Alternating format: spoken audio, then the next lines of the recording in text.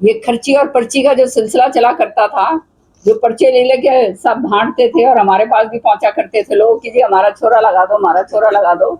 और भाई क्या कहते हैं, हम भी आंडा करते थे हुड्डा के पीछे पीछे, भाई हमारे ला दे, भाई छोरे ला दे। सच्ची बात है, ये सारी बात हुआ करती थी। लेकिन जो है जो उसकी मर्जी जो बनता था, सारा का सारा जो है लाने लूने वाले वो सारे तुम जानते हो कौन से इलाके के लगते थे। हमारे वाले तो जो ही रह जाते थे, तारे भी यही हाल होगा भैया। हाँ, तो ये जो है सारा का सारा सिस्टम जो है वो खत्म करा मनोहर लाल जी ने।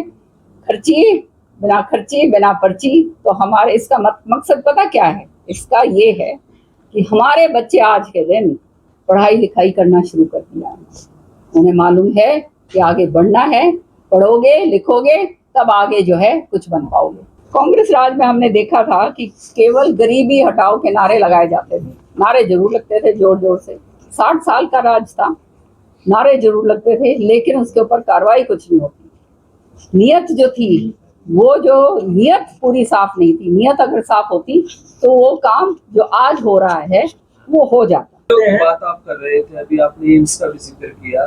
कहीं ना कहीं दीपेंद्र हुड्डा जो है इसका श्रेय लेने की बात करते हैं, चाहे वो हवाई अड्डे की बात है, एम्स की बात है। वो कहते हैं कि प्रयास मैंने किया है और इसका श्रेय आप लोग। मैं तो हंसूंगी खाली। मैडम आपको एक बात मैं बताती हूँ, इनकी राजनीति केवल अपनी निजी स्वार्थ की राजनीति है। वो पूरा हरियाणा जानता है, पंचकुला से लेकर पूरा गुड़गांव तक जमीनें नापने में कोई कसर नहीं छोड़ी। किसानों का जो हाल करा वो आप देखते हैं, जो नौकरियों का हाल करा वो आप देखते हैं।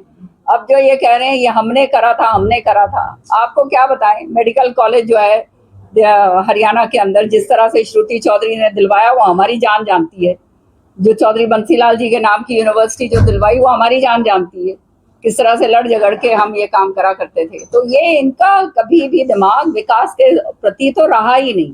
इनका दिमाग हमेशा से ये रहा कि किस तरह से जो है अपना वर्चस्व बना के रखो और जो है उसको आगे बढ़ाओ, बस। एकजुट करने के लिए राहुल गांधी पहुंचे थे चंडीगढ़, क्या लगता है?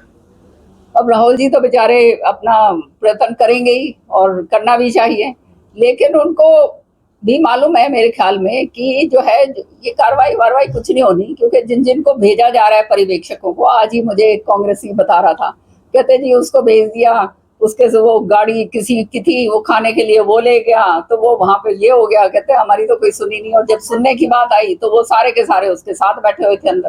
तो आप समझ सकते हो ये सारा मामला जो है ये हुड्डा जी ने पूरी तरह से कैप्चर कर रखा है।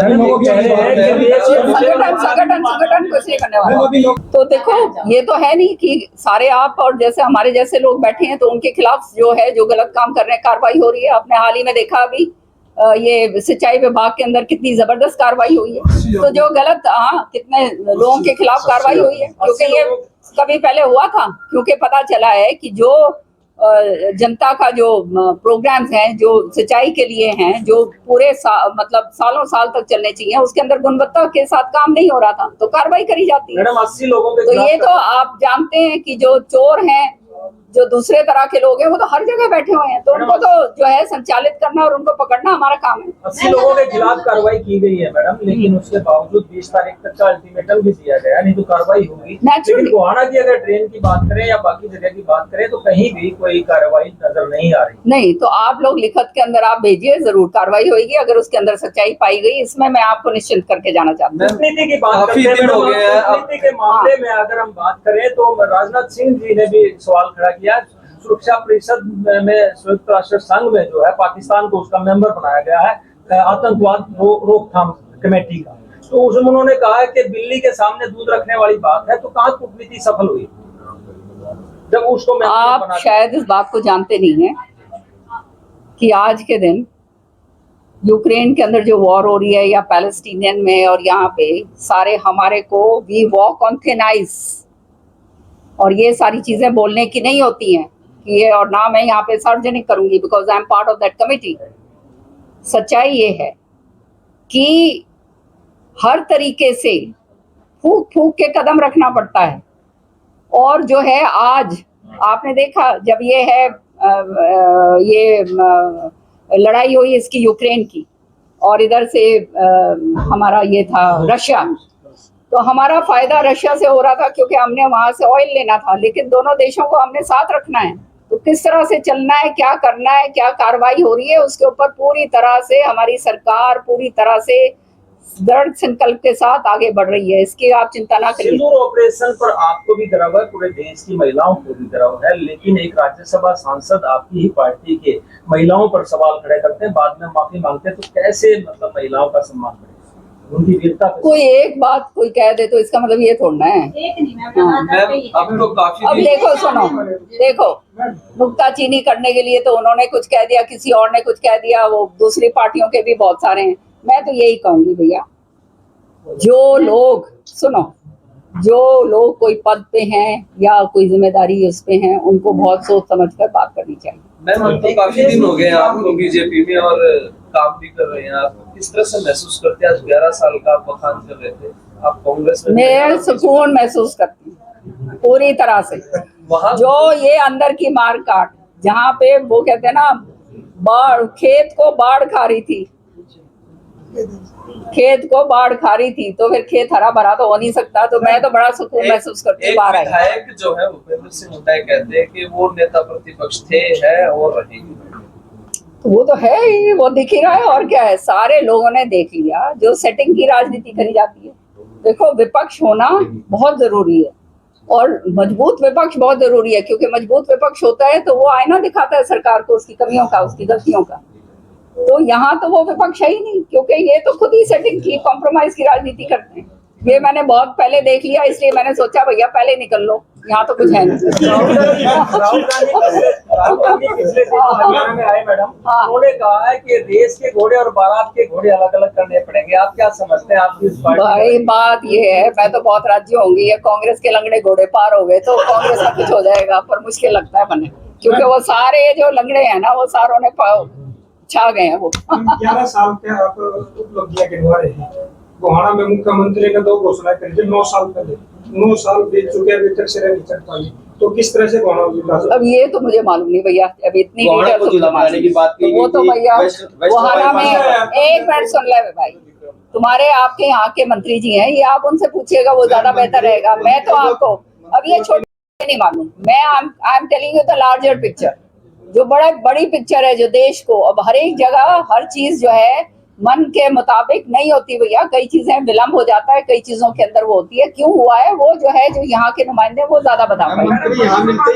हाँ हाँ, विदेश में डंका बज गया, हम इतने युवाओं को डिपोर्ट करके जिस तरह से जंजीर बांध के वापस भेजा, उसमें कोई बात आई नहीं।